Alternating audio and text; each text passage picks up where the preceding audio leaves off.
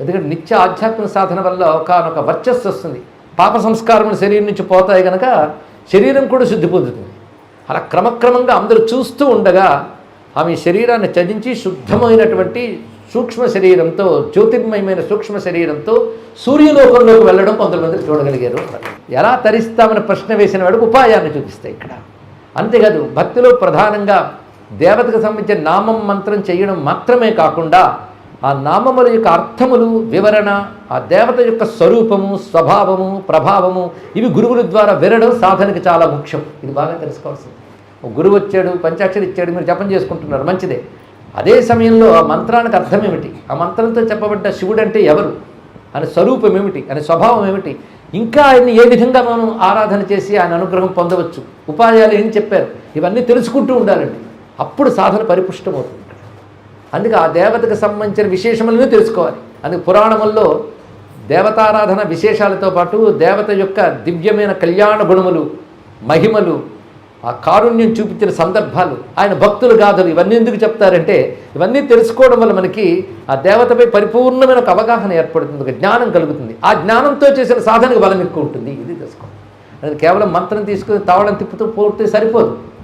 దాని గురించి వింటూ ఉండాలి, దాని గురించి అంటూ ఉండాలి, అనుకుంటూ ఉండాలి, చింతన చేస్తూ ఉండాలి. అదే గంట సేపు జపం చేసి మిగిలిన 23 గంటలు కూర్చుని వాడి గురించి వీడి గురించి మాట్లాడుకుంటూ కూర్చుని బతికేదా, అది చింతన కింద మారాలండి సాధన. అందుకే పురాణాలు వినాలి, ఇవి చేయాలి. ఎందుకు చెప్తారంటే ఈ సాధనకు బలం చేస్తుంది పురాణం, దాని మీద నిలబెడుతుంది. అందుకే అన్నిటికంటూ గొప్ప సాధన శ్రవణమే అని చెప్పారు. ఎందుకంటే తద్విషయం బాగా వినాలి. అందుకు ఆ విషయములు వినడం, ఆ భగవంతునికి సంబంధించినటువంటి ఆయన లీలలు అంటే ఏ రూపం లేనివాడు ఒక రూపం తీసుకోవడం, లోకరక్షణ కోసం ఆయన చేసిన పనులు, వీటిని లీలలు అంటారు.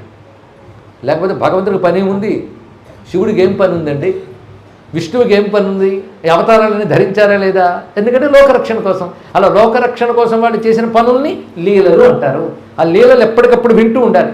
వింటున్న కొద్దీ ఏమనిపిస్తుంది అంటే మీరు ఎప్పుడు ఏది వింటారో, ఏది అనుకుంటారో అవే మీ స్వభావంగా మారుతాయి కనుక అవే వింటూ అవి అనుకుంటూ ఉంటే మనస్సుకి ఆ దేవతాతత్వం బాగా పడుతుంది. అప్పుడు సాధన బలోపేతం అవుతుంది. అది ఎన్ని జపాలు చేసినా, ఎన్ని చేసినా శ్రవణాన్ని మించింది లేదు. ఎందుకంటారంటే అది ఇవ్వగలిగినంత శ్రద్ధ మీరు ఎక్కడా పొందలేరండి. ఇందు మాత్రం సందేహం లేదు. ఒక సద్గ్రంథం వినడం కానీ చదవడం కానీ చేస్తే వచ్చేటువంటి ప్రభావం అంత గొప్పది. అది వ్యక్తిగతంగా మనం ఎంత చింతనలు, ఆలోచనలు చేసుకున్నప్పటికీ కూడా శ్రవణం మాత్రమే సంపూర్ణమైన జ్ఞానాన్ని ఇవ్వగలదు.